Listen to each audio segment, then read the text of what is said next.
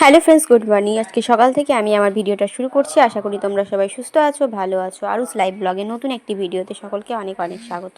আর এখন হচ্ছে সকালবেলায় আমি একটু এই যে ব্রাশ টাশ করা ফ্রেশ হওয়া হয়ে গেছে একদম। এখন শুধু একটু বিছানাটা একটু তুলে নিচ্ছে। আর দেখছো যে অবস্থা পুরো বিছানার, কারণ সকাল থেকে হালকা হালকা ঠান্ডা ঠান্ডা লাগছে, সেই জন্য ঢাকা নিতে হচ্ছে। আর আর বোতল টোতল সব কিছু পড়েছিল, কারণ রাত্রিবেলায় তোলাই বলতে কি বিছানার মধ্যেই বোতলের মধ্যে শুশু করায়, মানে ভোরের দিকে শুশু করে তখন। তো যাই হোক সেটাই। তো চলো বিছানাটা ভালোভাবে তুলে নিই। আর শুনে একবার করে আসছে, আমার ফোনটাকে ধরতে যাচ্ছে, সেই জন্য আমি এগুলো ঠিক করছি। তো চলো বিছানাটা প্রায় ঝাড়াই হয়ে গেছে, ভালোভাবে ঝেড়ে নিয়ে এখন একটু মানে প্রাণায়াম করব, কারণ প্রাণায়ামটা কিন্তু করাই হয়নি, সেই জন্য প্রাণায়াম করতে একটু বসে যাব। হালকা করে একটু প্রাণায়াম করে নেব, কপালভাতি আর অনিলাম বিলাম করলে শরীরটা ভালো লাগে, কিন্তু সবসময় করা হয়ে ওঠে না। কিন্তু তাই আজকে মানে এখন মাঝে মধ্যেই আমি করছি, মানে সব দিন হয়তো হয় না, মাঝে মধ্যে আমি করি। তো আজকে আমি একটু মানে প্রাণায়ামটা করে নিচ্ছি। আর শুনু যদি দেখে না আমি করছি, তাহলে কিন্তু চলে এসে আমাকে করতেই দেবে না। তো যাই হোক, ও এখন মায়ের কাছে আছে, আমি তার মধ্যে একটু প্রাণায়ামটা করে নিচ্ছি এবার।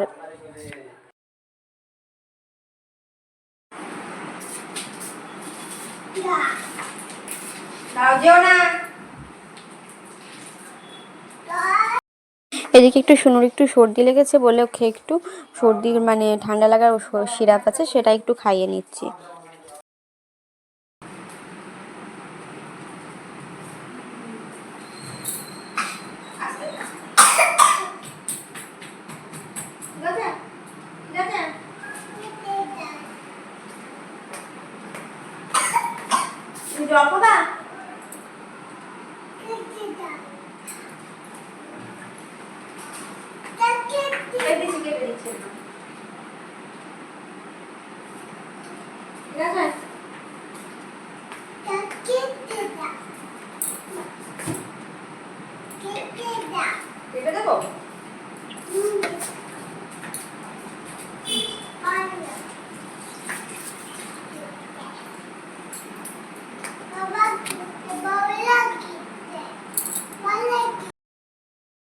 তো চলে এলাম একটু এই যে মানে ডাইনিংয়ের মধ্যে, কারণ যে বোতলগুলোতে শুধু শুশু করে সেগুলোতে ধরো ভালোভাবে ধুয়ে নিতে হয়, নাহলে তো ইনফেকশন হয়ে যেতে পারে।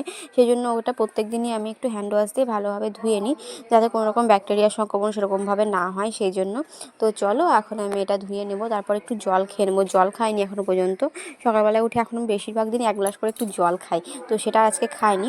তো চলো এখন আমার ধোয়া হয়েই গেছে, এখন আমি জলটা খেয়ে নেবো। তারপর কিছুক্ষণ পর, মানে এখন দেরি আছে, তারপর কিছুক্ষণ পর আমি খাবার খাবো, কারণ খাবার খাইনি এখনও পর্যন্ত। যে জানোই তো, এই তো কিছুক্ষণ আগেই আমি জাস্ট প্রাণায়াম করে উঠলাম, তারপর কিন্তু এগুলো করছি। তো চলো জলটা খেয়ে নিই।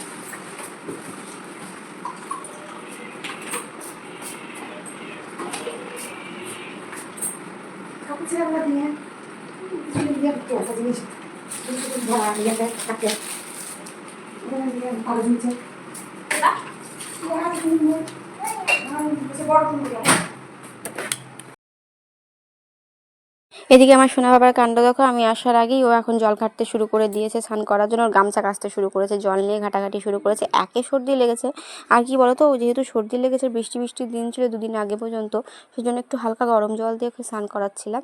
তো আজকে আর গরম জলে স্নান করবো না, আজকে বৃষ্টিও নেই, বলছে বাইরে গিয়ে স্নান করবো। তো কলের জলটা দেখলাম নর্মালি আছে, সেই জন্য বাইরে চলে এলাম ওকে একটু স্নান করাতে। ও ঘরে মানে বাথরুমেও স্নান করতেই চায় না, তো ওইখানেই স্নান করে প্ল্যাটফর্মের মধ্যে, ওইটাও পছন্দ করে। ঠিক আছে, তো চলে এলাম। আর কি দুষ্টুমি করছে দেখো, গামছা নিয়ে। তারপর একদিন কী করবো বলতে, এখন আবারও নতুন হয়েছে, মগ নেয় না, কিচ্ছু নেয় না, দুটো একটা মানে বালতিতে তোমার বাটি কিংবা গ্লাস নিয়ে স্নান করবে। ঠিক আছে, হয় বাটি নেবে নাহলে গ্লাস নেবে। ঠিক আছে, তারপরে দেখো কেমন নাচানাচি চলছে। আর যেহেতু ওকে ফ্যানটা পুড়িয়ে রেখেছি না, সেই জন্য ওটাকে খোলার জন্য, ভিজে ভিজে প্যান্টটা, সেটাকে খোলার জন্য উঠে পড়ে লেগেছে, খুব বিরক্ত লাগছে। ওটা কি খোলার চেষ্টা করছে মাঝে মধ্যে। দিয়ে চলো, ও স্নানটা প্রায় কমপ্লিট হয়ে গেছে, এখন আমি চলে এলাম। আর শুকনো গামছা দিয়ে একটু মাথাটা মুছে নিচ্ছি, চুলগুলো, কারণ ভিজা হয়ে থাকলে আরও ঠান্ডা লেগে যাবে, সেই জন্য ওকে ভালোভাবে মুছিয়ে নেওয়ার পরেও শুকনো গামছা দিয়ে ওকে মাথাটা মুছে দিই, যাতে ওর মানে সর্দিটা সেরকম না লাগে। তবুও কী বলো তো, যেহেতু সিজনটা এমন না, তো সেই জন্য বারবারই মানে যখন তখন ঠান্ডা লেগে যাওয়ার চান্স আছে, লেগে যাচ্ছে। তো চলো।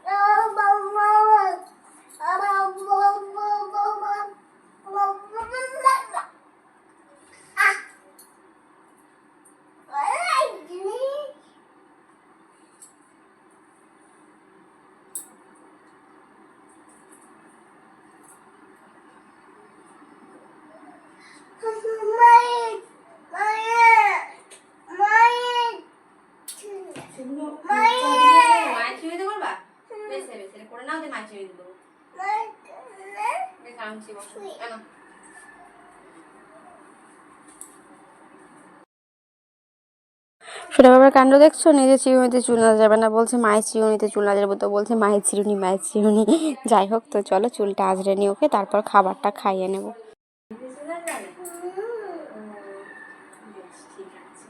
তাই হলো, তাই হলো।